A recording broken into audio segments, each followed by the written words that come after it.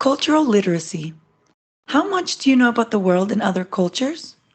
Do you know how many countries in the world speak your language? Can you tell which countries speak English as a native language? What time is on the other side of the world right now? What religion do the people in there practice? What is their culture like? How does their education and economy work? Do you find any similarities within these aspects in your own culture? Cultural literacy is about understanding the world from different perspectives and contributing together to find solutions for common issues we face every day. In this learning activity, we are going to analyze important aspects of cultural literacy and its role in building a better society. Also, we're going to study adjective clauses to describe people, things, and places.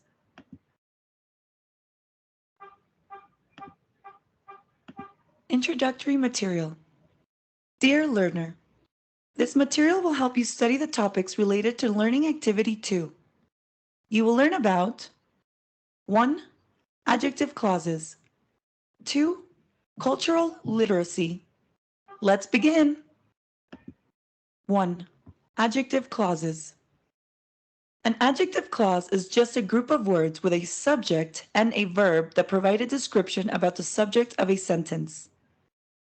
Alex and Tom are talking about a new classmate. Read the conversation. There is a new girl in the classroom. Have you seen her? No. Which one? Her name is Kyla. She comes from Iran. You mean the one who wears a long black dress and covers most of her face? Yes, that one. Some women who are Muslim cover their face in public. That's interesting. I've never met someone from Iran before.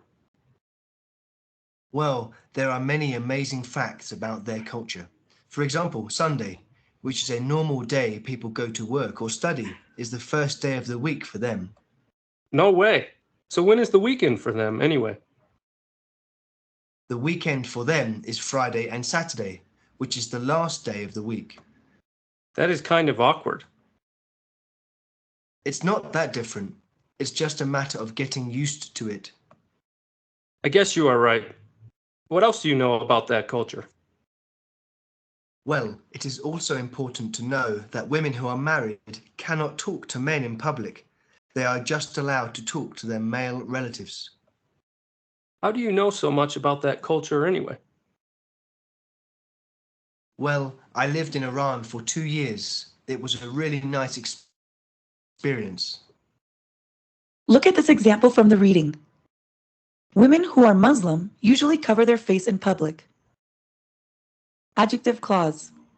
An adjective clause tells us additional information about the subject of the sentence. Note, adjective clauses give additional information about a person, place, or object without starting another sentence. By combining sentences, your text becomes more fluent and you avoid repetition. Consider the following examples. I have to read a lot of reports. They are complicated. I have to read a lot of reports which are complicated. A man died yesterday. He was my next door neighbor. The man who died yesterday was my next door neighbor. Adjective clauses can refer to people, objects, or places. Look at the following chart. Different uses of adjective clauses. Pronoun, that. Use, to refer to animals or things. Example, the salad that my mother prepares is delicious. Which, to refer to animals or things. This phone, which I bought yesterday, was very expensive. Who, to refer to people. People who live here are very nice. Whom, to refer to people. The player whom I support won the game. Whose, to refer to possessions. He is a man whose car was confiscated. That, which. We use that and which to refer to things. That is more usual than which, but sometimes you must use which. The computer that I have to fix is very old. Where is the book which I bought yesterday? Who. We use who when we are talking about a person. The swimmer who won the competition is Australian. Do you know the man who was with Anne at the party? Who is commonly used in definitions. A policeman is someone who protects people. A pilot is a person who flies planes. Note: you can use that instead of who to refer to people. The girl that I met yesterday is very beautiful. Where is the waiter that is taking our order? Important. When that, which, or who is the object of the adjective clause, you can omit it. This is the book that I am reading. That is the object, so it can be omitted. I is a subject. This is the book I am reading. When that, which, or who is the subject of the adjective clause, it cannot be omitted. My sister, who is studying law, will graduate next month. Who is the subject, so it cannot be omitted. Examples. The house which I am building is in the mountains. The house I am building is in the mountains. Where are the keys that I left here yesterday? Where are the keys I left here yesterday? The technician who I hired will arrive soon. The technician I hired will arrive soon. Whose. Whose replaces his, her, their in adjective clauses. Compare. I have a sister. Her house is in the mountains. This is my sister whose house is in the mountains. There is a new boy in my class. His father is a professional football player. There's a new boy in my class whose father is a professional football player. Other examples. He is a man whose sister I will marry next month. I share my apartment with a friend whose parents are Mexican. Good morning. I'm the man whose car was confiscated. How can I get it back? He is dating a young woman whose house I bought last summer. Whom. Whom can replace who when it is the object of the verb in the adjective clause. The woman with whom I live is very pretty. The operator with whom I spoke over the phone said the connection would be fixed today. Whom is not very common. Although whom is more formal than who, it is often omitted in spoken language. The girl whom I spoke to is a new teacher. The girl I spoke to is the new teacher. However, whom is not omitted if there is a preposition before. Correct. The patient for whom you were waiting will not come. Incorrect. The patient for you were waiting will not come. Other examples. Who were those guys whom you were playing with? The man with whom I work is handicapped. The girl whom I married is very special. Essential and non-essential clauses. Adjective clauses can also be classified in two types depending on the type of information provided by the clause. An essential adjective clause is necessary to understand the sentence. Without it, the meaning of the sentence changes. The student who didn't come to class suffered an accident. Who didn't come to class is an essential adjective clause. It tells us which student we are referring to. Note: we do not use commas in essential adjective clauses. Example: workers who do not comply with schedule will be fired.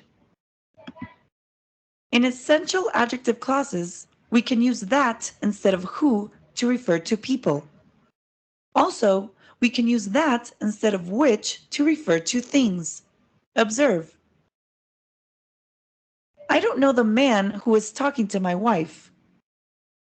Or, I don't know the man that is talking to my wife.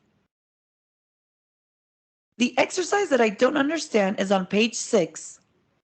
Or, the exercise which I don't understand is on page 6. A non-essential clause gives additional information to the sentence, but the information is not essential to understand the sentence. Observe. My best friend, who is a pilot, usually spends his holiday in Miami. Who is a pilot is a non-essential adjective clause. It gives additional information about the situation, but the information is not essential to understand the sentence. Note: commas are required before and after a non-defining adjective clause. Example: my brother, who was unemployed, lives with my parents. In non-essential adjective clauses, we cannot use that instead of who to refer to people. Also, we cannot use that instead of which to refer to things. Observe. 2. Cultural literacy. We have ignored cultural literacy in thinking about education. We ignore the air we breathe until it is thin or foul. Cultural literacy is the oxygen of social intercourse. Eric Donald Hirsch, Jr. How much do you know about your country and its culture? Do you think people from some cultures are more important than others? How do people greet in Japan? What days do people go to work and study in Muslim countries? Why do people in some countries have different hours depending on the seasons? Do you have friends from other countries? What is their life like? After answering these questions, reflect. How much do you know about your own culture and other cultures around the world? Is this knowledge important in life? Cultural literacy provides answers to the questions above.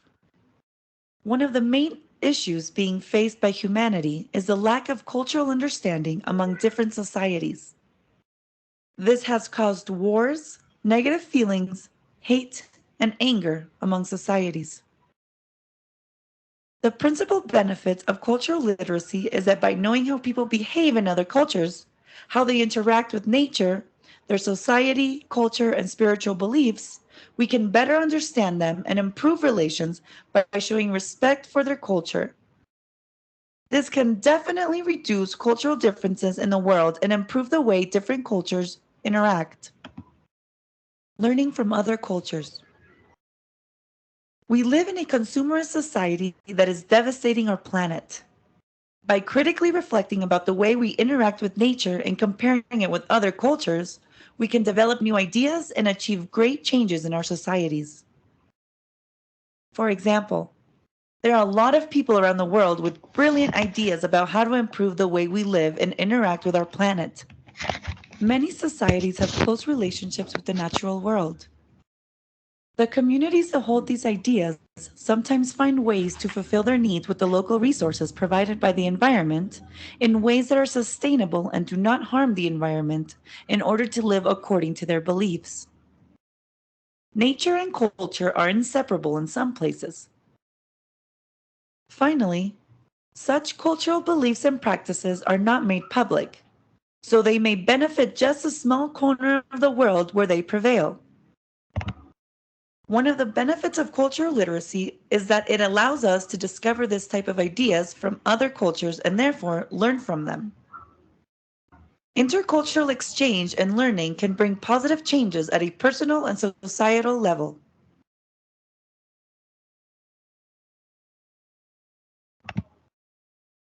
Cultural literacy about your country. It often feels exotic and adventurous to learn about cultures in other parts of the world. However, have you ever asked yourself how much you know about your culture in your own country? How many ethnicities are there? What are their traditions like? How many languages are spoken in your country and why? Cultural literacy is not only about foreign cultures. The first thing you must know well if you want to be culturally literate is your own culture. A lot of people don't seek to learn about their culture. They believe it is enough to have been born and lived there. They think the daily interaction they have is sufficient to cover the need of cultural literacy. They tend not to move outside their comfort zone. Yet, there is more to know than they think, and certainly many reasons that people don't seek out knowledge about cultures different from their own. For example, if you live in a big city, it is likely you don't have much contact with culture in rural areas of your country and vice versa. The lack of time and energy that big city life often creates is one of the reasons people do not get interested in learning and interacting with other local cultures. Likewise, people in rural areas may shy away from going to the city due to difficulties in getting there, as well as a difference in pace of life that going to the city implies. If people knew more about the different parts of their own society and the different cultures inhabiting their territories, they would probably have better relations nationally. So, next time you think about improving your cultural literacy, start by learning about your own culture and the cultures that belong to your country. Leave your comfort zone. This can bring many benefits to you and your community. Besides, it is fun to learn about cultural differences in your own country. Cultural literacy about your country. Get to know new places and cultures in your country. Read about the history of your country and its ancient cultures. Get interested in your own cultural roots. Participate in local projects and activities related to cultural literacy. Cultural literacy in education means interacting with students from other cultures by any means, face to face, by internet, videos, etc., and exchanging experiences and cultural knowledge. As simple as it may sound, the impact of cultural literacy in education is huge, as it enables students to see the world through different eyes. What if we saw the world as a place with no boundaries, a place where everyone has the same rights and vote in important decisions, a place where you see others as collaborators and people work together towards common goals? This is the objective of cultural literacy, to have a better world. You come to school or university to learn about the world while sharing with people from different locations and often different cultural backgrounds. There you have the perfect setting for cultural literacy to be achieved. Some particular ways to take advantage of these settings to foster cultural literacy are: get to know your partners well. People tend to hang out with the ones they find things in common with. They define their friends by the music they like, the place they come from, the language they speak, etc. This is the first obstacle we create when developing cultural literacy. So next time, try to get interested in different people from your class. Interact with the classmates you usually don't talk to. Probably they have interesting things to share with you about their cultural backgrounds. Is your school, college, or office involved in any cultural literacy activity? It probably is. Try to find out and get involved in them. If not, this is the perfect opportunity for you to propose the inclusion of these activities. Cultural literacy in education. Challenge stereotypes about cultural literacy topics. Do internet research about people from other cultures. Ask questions about local cultures and the way they live. Design a project to make people aware of the importance of cultural literacy. If we can teach the values of respect and interaction with other cultures, then the world will definitely be more tolerant of difference. Contextualization. Helen is a businesswoman. She meets people from all over the world. Listen to her talking after a business tour.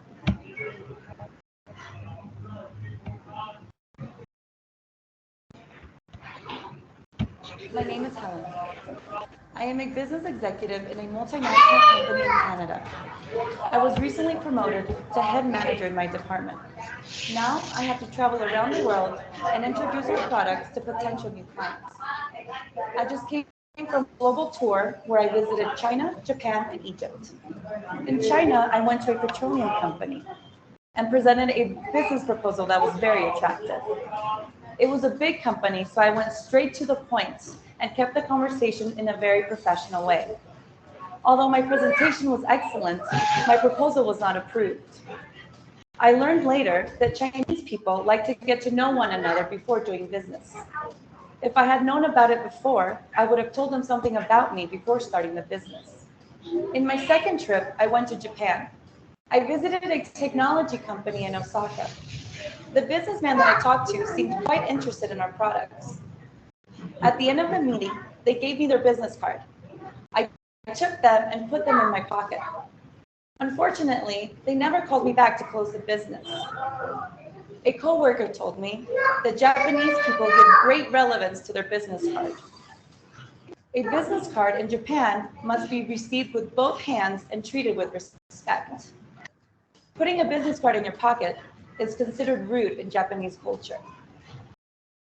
Finally, I went to Egypt. I had a business appointment with an executive from a public company. When I met him, my right hand was busy with some stuff, so I offered him a handshake with my left hand. The man was shocked and immediately ended the meeting. I was concerned as I did not know why he had decided to end our appointment that early. I found out on the internet that in Islamic countries it is considered offensive and unclean to offer your left hand to shake. I returned home with my empty hands. I did not get even one business deal. I learned my lesson the hard way. Next time I visit a foreign country, I will investigate their culture first to avoid another disappointment.